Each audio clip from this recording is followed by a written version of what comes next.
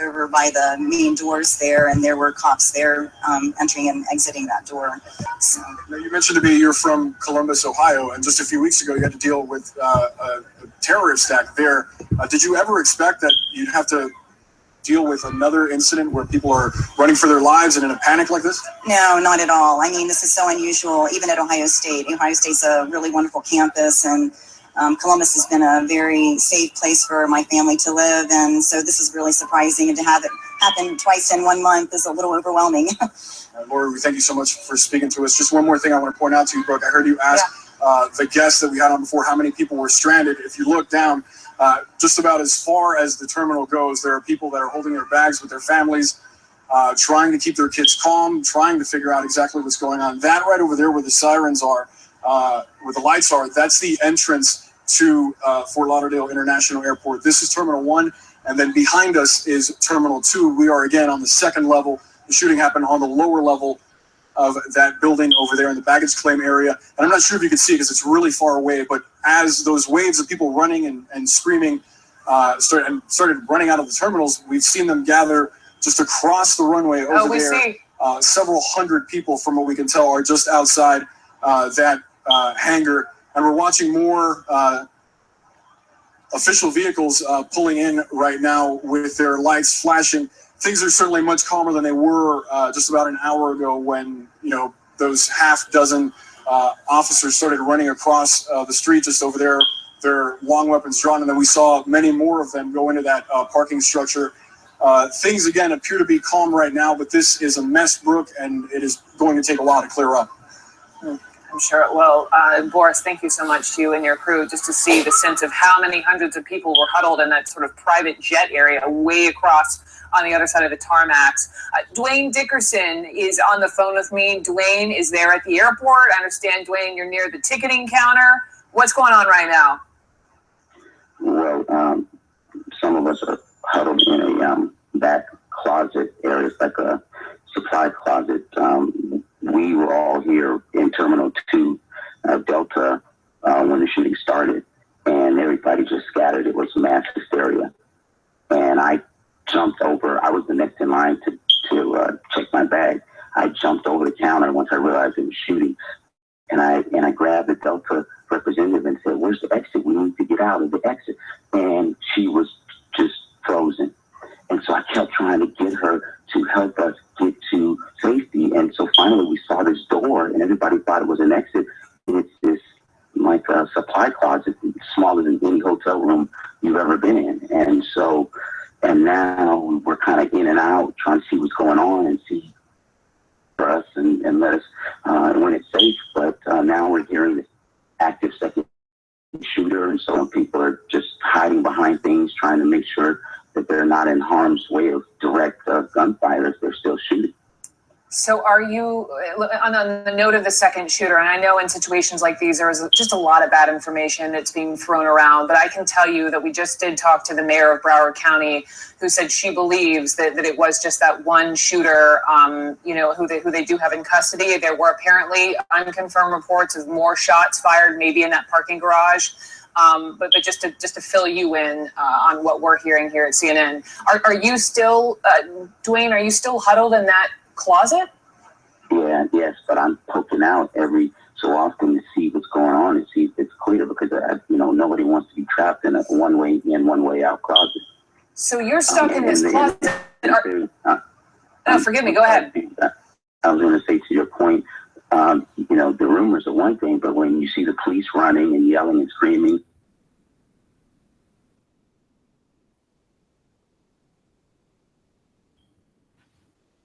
and then over the intercom, they say, shutter in place and stay calm, so that fuels those rumors that there's a second shooter when it's telling you to, take shelter. I'm sorry, she said shelter. No, that would be disconcerting for anyone, and I'd probably be in the closet with you, Dwayne. But are you getting any guidance from anyone at the airport on what to do? Very little guidance. There's maybe been 2 public announcements over the intercom. Nobody's saying whether we're in true lockdown. I didn't hear any information about whether or not you know, we could move, but then they started saying, don't move, because I get comfortable 30 minutes after the original shooting, and then they came and said, stop moving, sit down, stay calm, stay in place. And then now every so often the police officers are coming around and asking who saw what, and then trying to interview people that may have seen something. How many people are in this closet with you? Now, it's just a couple of us, because people are coming in and out because they want to, you know, they don't want to be stuck in here. But then when it looks like there's hysteria and people running, then people run back in the closet. Dwayne Dickerson, we may call you back. Thank you so much. Just hang tight. Hopefully you all can get out of there soon enough. I know that that airport is definitely closed indefinitely. Thank you, sir. These are live pictures. You're looking at all these people scattered like ants on a tarmac. It looks to me like that's a big chain of those baggage carts you see, you know, the baggage handlers tossing your bag on the plane, just sitting in the middle of the tarmac.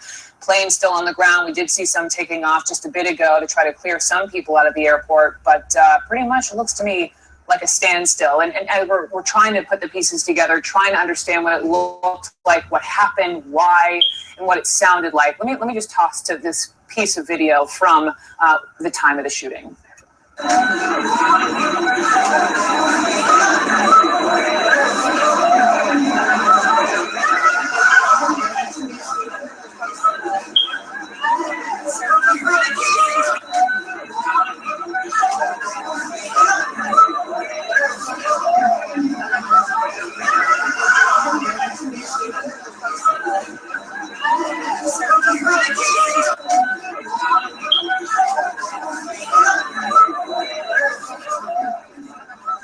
All right, so Jonathan Wackrow, Phil Levine, Harry Hauk, all with much experience here sitting with me on set. As we listen to this, you see people, you see bags strewn everywhere. React to well, what I can say, of course, is that I defer to our friends here from law enforcement, but clearly it begs a question about these unsecured areas, these baggage areas. I go to Tel Aviv quite a bit. I'm in Israel. And as you know, even to get to the airport, it's so highly secured. And all areas of the airport are secured. You can't get near it. And I'm afraid to say that maybe this horrible, tragic incident could be a call that we're going to need additional security at airports all across the country, in luggage areas, and areas that before we didn't have security. So it's very unfortunate, and it's a real tragedy. All the time, you know, when we have incidents like that, you know, where do you set up your security? You don't see this all the time. No, incidents, and you know, active shooter incidents. Sure. You know, where do you set up your security? Now, let's say we set up the security perimeter where you first come in with your luggage, okay? And we have another location. That location is going to be soft also, all right? And that, what if we make that a hard location, and then you got to make another, so there's got to be a place where everybody's going to get together, all right? And then make it to the airport with their luggage and everything like that. So, you know, in Israel, it's very easy to do because it's virtually a small airport, a smaller country, all right? Look at Kennedy. Look at this airport here. You got virtually thousands and thousands of people at the airport at the same time. We see all these people running here, hearing shots, even with the best protocols here at Fort Lauderdale Airport. When something like this happens, you've got thousands of people that are going to take off running. That's going to be very, very hard for you to be able to control, no matter what incident. We're going to learn a lot from this attack.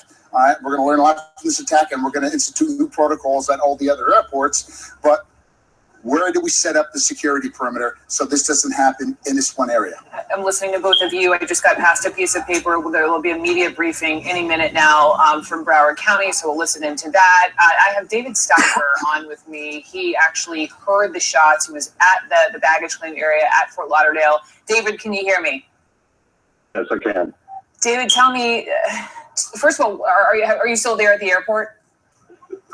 I'm not. I think I got there. You know, I actually arrived about 12:40 on my flight from Philadelphia, and I think actually as I walked into ground transportation, that's exactly when it was happening. And I had a ride coming to pick me up, stuck right in the middle of the traffic and everything. But I was able to leave shortly after us. So I was one of the lucky ones that got out somewhat quickly.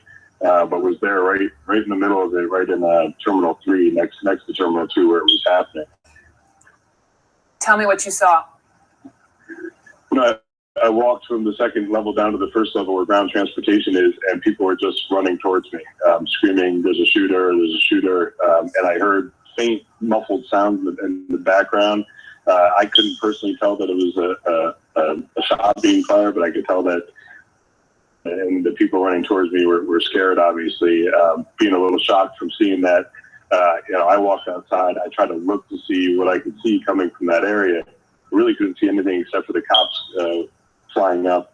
And I at that point, people were still running. I had a woman hide behind me, actually, as I was kind of huddled in a corner, hoping that no shots were going to be fired my way. The woman hid behind me, and shortly after, I walked around a little bit to see what was going on, and actually it seemed like security didn't know exactly what was going on. I actually saw a woman in security laughing to another person. It didn't seem like the word had gotten out just yet. I think that's how early I had gotten there, or how simultaneously I had gotten there. So it was, it was right in the middle of it. It was definitely scary, shocking, and I feel bad for the people that were killed, obviously. How, of course, we all do. The number we have, the latest number is five who've been killed, 13 who are now being treated at hospitals nearby. How long did you sit, David, and wait behind the wall with the woman sort of hiding behind you before you felt it was okay to get out of there? As she walked away from me, she started walking in the direction that everybody else was walking, while I kind of viewed on to see if I could see what was happening. Not really sure which way I was supposed to go, but she walked away. I stood there for about 5 to 10 minutes trying to see what was going on. Shortly after my ride, was able to push through that line of cars, so I was able to leave shortly after that. But David, I appreciate you jumping on the phone with me. Thank you so much. I'm glad you're okay. Frightening scene for hundreds, if not potentially thousands of people there today, and ongoing, by the way, in Florida, at Fort Lauderdale International. Let me just play some more video as we're getting bits and pieces here. This is video of apparently someone who had been injured in the moments after those shots rang out.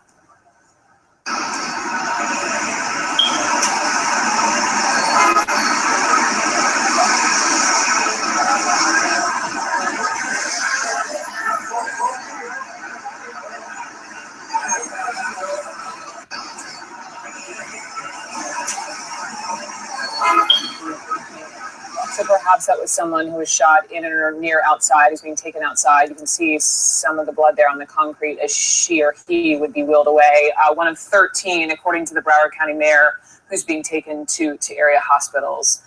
Juliet Kayyem is with me still as well, a former Homeland Security official. We've talked about, sadly, so many shootings. Juliet, we haven't talked in a while. You've been watching all the coverage with us. What are your thoughts? So a couple things. I want to make clear that the name that has been stated, that was stated by Senator Nelson, essentially, that what we need to do, what law enforcement needs to do, is make sure that the identification on the person is actually that person. So if you just go on social media now, there's several people with the same name. So just in terms of how these investigations unfold, people often carry false identification. So we still do not know motive, and we do not have a verified identity that this is in fact the person. We'll probably hear that in a few minutes, but I just wanted to say that my law enforcement sources are saying they still need to confirm that the person in custody is the same person of the ID that they found. The second thing is, as these things unfold in real time, a lot of people ask sort of what do people do about Homeland Security? What is TSA doing? What is all this stuff? So a lot of what you're seeing now in these pictures, it may look chaotic. It's less chaotic than it is. And unfortunately, these things don't unfold perfectly. You're hearing from people at the airport who didn't know what was going on. But essentially, the active shooter protocols, whether it's a terrorist or an active shooter, or if this was a familial thing, who knows, at this stage, is to run. And so it's to run and then hide. And so what we're seeing now is, running with the airport this crowded looks quite chaotic. The third thing is what I'm looking for right now is TSA. TSA still has the airport, is diverting flights. I just learned that flights from Boston up here where I am are getting diverted to nearby airports at this stage. And so TSA will at some stage need to validate whether this airport is secure. into a cue that we want to take at this stage about whether these other shots or whether there's still an investigation going on. I suspect that the press conference about to come up is going to clarify some of this Actually, stuff. I think it's beginning right now, Juliet. I think it's beginning right now. Let's listen in. Good afternoon. I'm here today with Mark Gale, the director of the Fort Lauderdale International Airport, and George Pirro, the SAC of the Federal Bureau of Investigation. Shortly before 1 p.m. today, we had an active shooter inside Terminal 2, the lower level by baggage. The active shooter shot at least 13 people. 8 people, as I know right now, are in area hospitals being treated. I don't know the degree of their injuries. 5 people have succumbed to their wounds and tragically are dead. We are not releasing any information on any of the victims until we identify them, which is going to take some time. We are able to respectfully notify the next of kin first. The investigation continues. We have area SWAT teams and the Broward Sheriff's Office SWAT team clearing the entire airport. There'll be no movement in or about the airport until our SWAT teams give me real-time information that it's safe. Right now, we're taking this scene is considered fluid and active. We won't be. Well, we have one of the more critical pieces of information is we have the shooter in custody. He's unharmed. No law enforcement fired any shots. The subject is being interviewed by a team of FBI agents and Broward Sheriff's Office homicide detectives. There's been incredible cohesiveness and cooperation between the Broward Sheriff's Office, the FBI, FDLE, and all the local law enforcement entities. We'll answer your questions at the end. We'll answer your questions at the end. At this point, I'm going to put the director of the airport on to tell you about what's going on at the airport. Then you'll be hearing from the SAC, Mr. Pirro. Then I'll come back to answer questions. Thank you, Sheriff. As the Sheriff said, my name is Mark Gale. I'm the airport director here at the Fort Lauderdale International Airport. When the incident occurred, we responded. Many of you know that we've suspended operations at the airport for the time being. We're working together with all the law enforcement to address all the needs and concerns of the passengers that are inside the building and on airplanes. Right now, they are all sheltered in place. We're not sure exactly when the airport will reopen for operations. We're going to work together with all the law enforcement that's here, our airlines, and all the other agencies before we actually move to reopen up the airport. But in the meantime, as the sheriff has indicated, we're just going to go step by step, methodically through the building before we take any steps to reopen operations. We'll keep everybody informed as best we can through social media and our airport website as to when that may occur.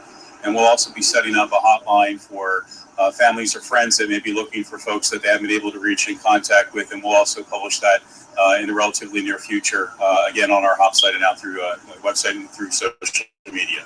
That's all I have for now. Good afternoon. My name is George Pirro. I'm the special agent in charge of the FBI's Miami field office.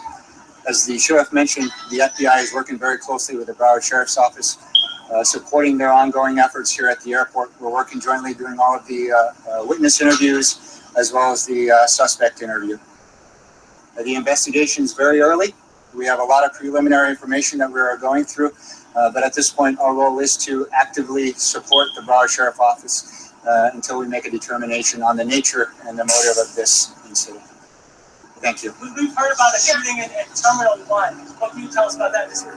At this time, there's been no shooting at any place else but at the downstairs of Terminal 2. There's no confirmation of any shooting. As a matter of fact, at this point, as I speak, the only gunshots fired at any time during this horrific incident have been downstairs in Terminal 2. What happened at Terminal 1? That everyone was evacuated. You said they heard shots upstairs. It seems like somebody got injured evacuating, nothing to do with any type of gunshot or anything like that. Shots after the initial shooter, heard shots directly behind him. We have no confirmation of that. We have law enforcement personnel, both federal, state, and local, throughout the airport. No law enforcement this time has confirmed that there's been any gunshots other than was fired at Terminal 2. We also saw someone being arrested. Is there another person?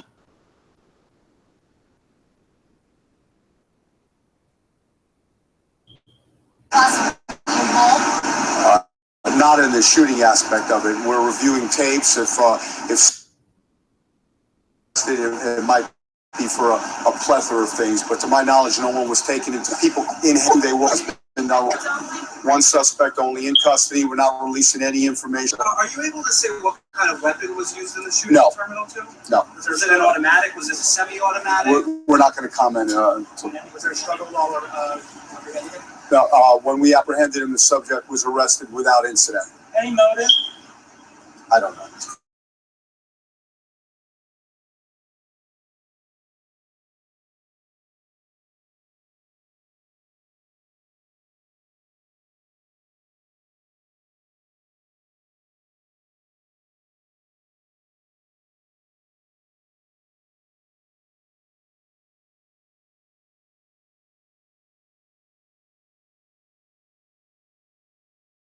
The FBI as we move forward with the investigation. I'll time for anybody to call 911 on this incident. We're all over here. If you have a real emergency, of course, but if it has involved you, please keep the 911 lines open. And if you need information, you can follow us on Twitter at Sheriff. Yeah. At Broward Sheriff. Twitter at Broward Sheriff. Sir, have you identified any vehicle at the airport that might belong to the shooter? Not at this time, not to my knowledge. So at this point, there doesn't appear to be a terrorism indication at all, or too early? No, it's too early to say either way on that. That's what's going on right now. The baggage area where they were coming from, where there's people coming from. Where were they? Do you know? What flight were they there? I do know what flight, but we're not releasing any information until we could positively identify the victims and in a respectful, dignified manner notify the next of kin. We won't be giving every. No. Sure. Can you say someone's for men, women, or children? No, we're not going to release. This guy acted alone. At this point, it looks like he acted alone. Were there part of the family? Second active shooter within the last 35 minutes. Yes, there's no act. There's no, at this point, there's no second active shooter. There are no victims suffering for any gunshot wounds. We heard that information as well. It's not confirmed. And right now we're dealing with this incident right here. Can you tell us what was going on in the parking garage that had the agents guns drawn? I'm sure they were looking for, clearing parking lots. We have a variety of SWAT teams out and assets out clearing the entire airport to make sure it's safe. So just doing their job, working very hard and diligently. Mr. Daly? I mean, it's Friday afternoon. I mean, about how busy was the airport? Is this the busiest it is during the week, given that it's Friday afternoon, sort of the height of tourist season? The airport's always very busy. We're one of the fastest growing airports in the country.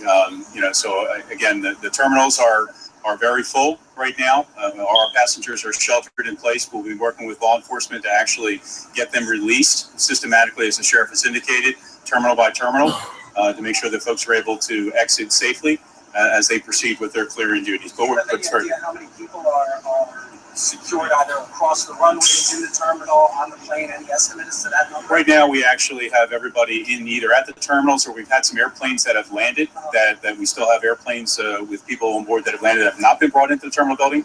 It's possible that those airplanes may actually depart and not actually come into the terminal building. But on any given day, we typically handle between 80 and 100,000 passengers coming through the facility. So people who are on planes now may not be able to get off, is that? That's a possibility that we're working with the airlines that some decisions may be made. It hasn't been confirmed yet that they may actually depart for other cities. We're going to go through the terminals, again, very slowly and methodically to make sure everything is clear before we make any decisions about releasing additional passengers into the building on top of those that are already still in the facility.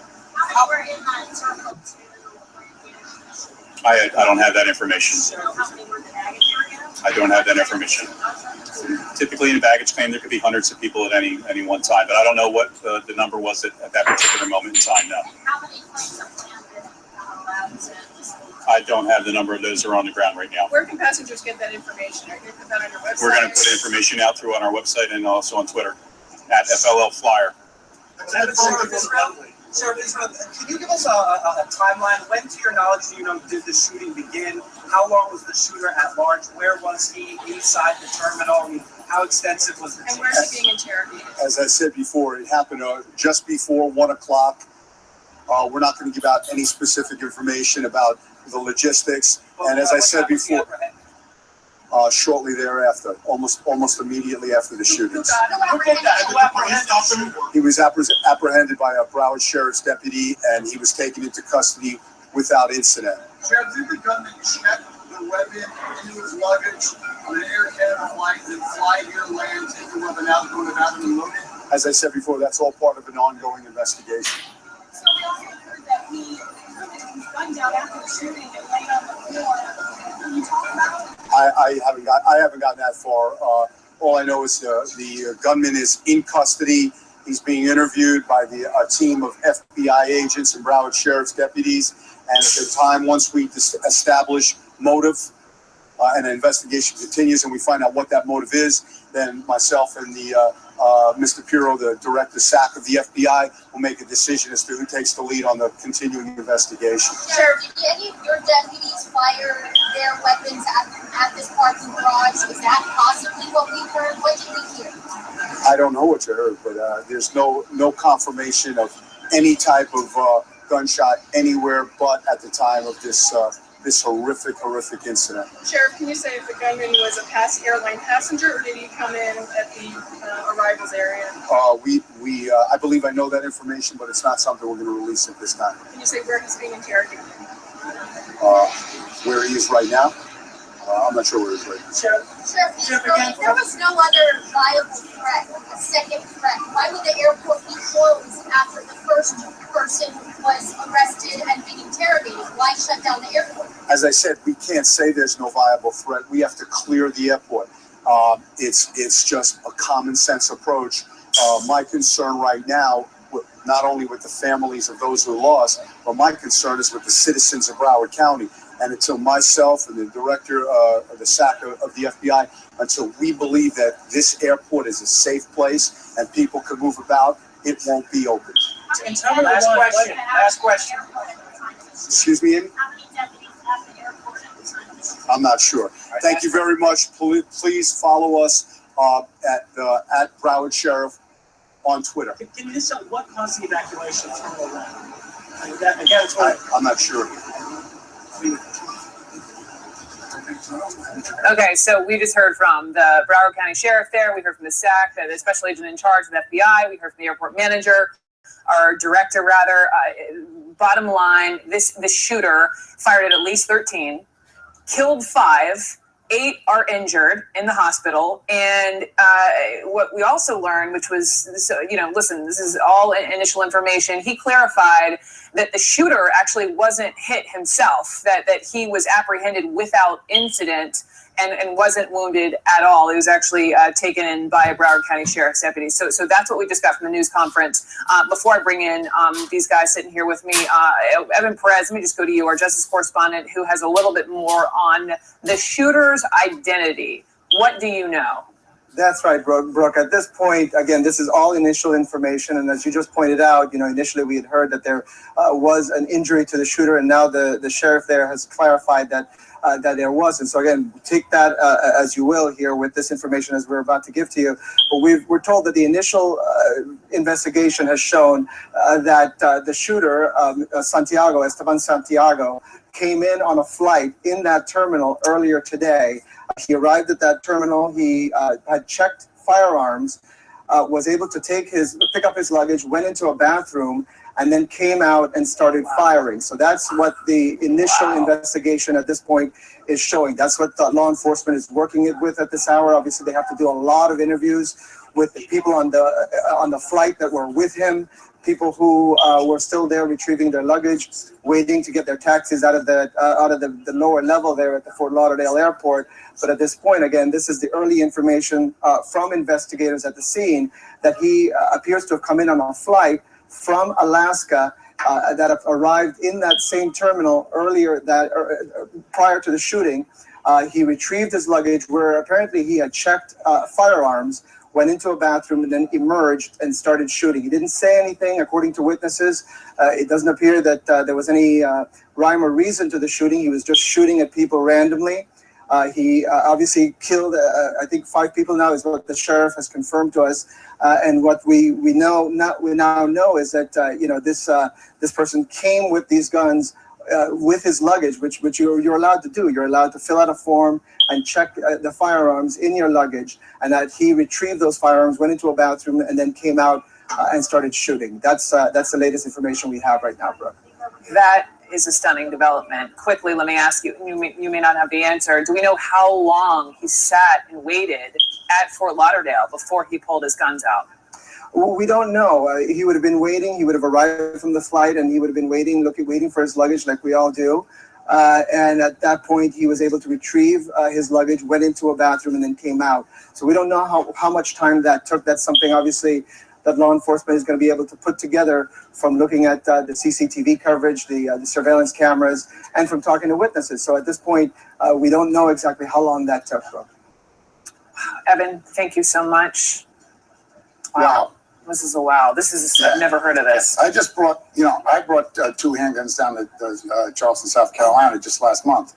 And what you have to do is you have to go, when you go to Kennedy, you go to the Port Authority Police. They check your weapon, they check my permit, make sure everything's okay. Then it's got to be put in your luggage. Yeah. So apparently anybody can do that who's licensed, because the police at that airport will specifically show that. So I think if this man put this weapon in his luggage like that, and whether or not he checked it or not, there's a possibility they might not have caught it.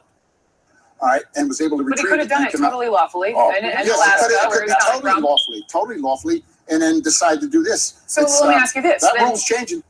You can see that. No question about that. When you landed then, and where were you, Charleston? I was in Charleston. So when you land in Charleston and you go to retrieve your baggage with the checked guns, is there any sort of protocol? No. You just grab your bag and roll. Right. Grab your bag and roll. Mm-hmm. That'd be new legislation. Yep. Definitely, it definitely it's a game changer at this point. That just that fact, if that is if that's correct, checking firearms is going to change. Moving forward. I mean, it almost has to. This is now a new perceived threat, and it's unfortunate. It's just when you think of everything we go through to get on a plane these days, right? Shoes, liquids, searching, to think that, someone could grab a firearm and could place it in there lawfully if you fill out the proper paperwork, right? And then you get to baggage claim and you pull the gun out because there's no metal detectors. No, right? not at all. What a disaster. Exactly. No. Clearly, we have to look at this. This is a loophole. It needs to be completely changed. Yeah. What about the fact that he was arrested without incident? Well, so the only thing I can in think English, that means the only thing is that he dropped the weapon as soon as he was confronted. Wasn't even shot at. Wasn't even shot at because no police officer would have went in there when he was shooting and screamed, "Drop your weapon." That's the way it is. He must have just dropped it. Maybe he emptied his clip. I'm looking. We're talking at least 18 rounds were fired. Okay. Now he probably didn't hit everybody once or twice. So either he had an extended clip on some kind of a handgun or a smaller type of automatic type weapon, like a smaller mini AR-15, something like that. We don't know. Most likely it's probably going to be some kind of a handgun if he put it in his luggage. What should be noted, and I think everyone will agree here, is that the first responding officers did a fantastic job at Broward County, stopping that threat. Whether you put the gun down, just going in, going to hunt and stop that threat immediately. Those first responding officers absolutely should be commended, for their actions. I mean, it's just everything else we've seen here. This situation is dynamic. It was unknown. So law enforcement really should be commended. Unfortunately, we had 5 people killed. We had a lot of injuries, but the fact that they were able to get the suspect in custody without incident very rapidly upon arrival should be commended. How often do you have what you all would call like a mass casualty incident in which the shooter is unharmed? It's rare. They usually kill themselves or they're confronted by law enforcement and shot. This is really sad. Apparently, this guy didn't want to die.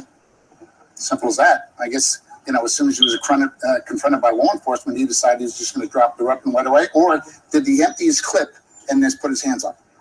Did he want to be arrested? Did he want to show something by doing it this way so that he could speak, or maybe he's got an agenda? We don't know yet. Let's I just got word. We're going to listen to what actually went back and forth with the air traffic control as this was happening. Fort Lauderdale. We're currently having a building evacuation at Terminal 2. I'm sorry, you're having a building evacuation at Terminal 2? Hey, Sam, if you could hold on 5